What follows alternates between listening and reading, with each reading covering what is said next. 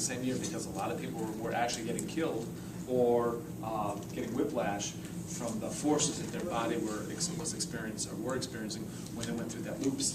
And when you think about it, okay, like on the early loop coasters, the loop was nice and round. Okay, that looks that's kind of round.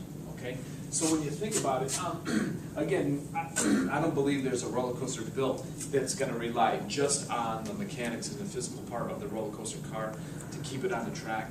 It's really that centripetal force that's going to want to try to keep it, pushing straight. That's going to keep it up in this loop.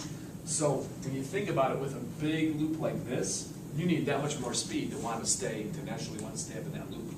And for that speed, when you look and when you first come into here, this is a pretty sharp arc on a person's body, so that was a lot of G-force. Nowadays, I don't care if you go to lake compounds, the pictures I showed you, Six Flags, you'll notice the loops are not round anymore. They're not circular. They're more like an upside down teardrop. Okay? And they call that a clothoid shape. And all of that's in your booklet. But when you look at this radius, comparison to that one, this is actually like a longer radius, so it's a little bit easier on the body. And then when you look at the difference, loop like this in comparison to a nice round one, it's smaller, right? So since it's a tighter radius, the roller coaster car doesn't have to be traveling anywhere near as fast as the one that's on a loop like that. So that's why, for safety reasons, that they're that clothoid shape now. And I think they went from 1950 to probably around I think in the 70s when they came up with that design, and then that 70s or 80s, I think, and then that really kind of started the whole thing with loop coasters again. All right. So the third experiment is going to show you the difference.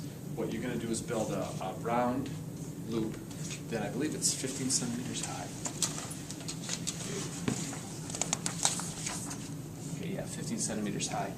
So what you're going to do is do that nice round circular one with the height at 15. And what we'll have to do is tape it right here and after it, before each part of this. Try to keep this right at 15. The top of the height, loop. right? Yeah, the height of the loop. But try to make sure it's not clothed like that. Try to, be a little bit different. But try to make sure it's nice and circular and round, okay? And then what you're going to do is you're just going to keep starting, start about here and see how high you have to get it so it'll stay through that, so it won't fall out of that loop. The minimum height required To stay in to stay in the loop without falling out. Okay? And you can write that down, and then make a clothoid loop that's more shaped like this. Okay? Still maintaining the 15. same height. Yeah, same height. Even if, hopefully if you tape it right, you may not have to, you wouldn't have to hold it. You might even have to put a little band of tape here just to help hold the clothoid. And I think you're going to find you can get away with a much lower starting height to stay through that. At least that's what you should learn in this experiment. If things go the way they should. Really, I think if your kids are having a hard time, if their marbles aren't staying in the loop, if they make it more clothoid shaped, that should work out. Okay, because it's kind of been proven, even though we didn't really prove it tonight. Okay. So anyhow, now's the time for the competition. I'd like you each to build your own roller coaster. Okay, because your kids will be doing this, right? Your students. So you could each take a base, and you're going to need 6 dowels, 2 of the 3-foot dowels, 2 of the 2-foot dowels, and 2 of the 1-foot dowels. Why would they want to waste time doing that? Right. If they would get more points for just 2 loops. 2 loops. Sure. Okay. And then what's huge here is the difference between, after that first loop, okay, you have to have some sort of elevation, whether it's another loop or, this is an example of another loop, and this would be just like an elevation. But the distance here, okay, if, like Mahendra, he's got his loop set, right? If this next one, if he's got an elevation, a second elevation, he's going to get 5 points for that, right? If it's lower than half the hoop height. If he's more than halfway above that hoop height, he would get 10 points.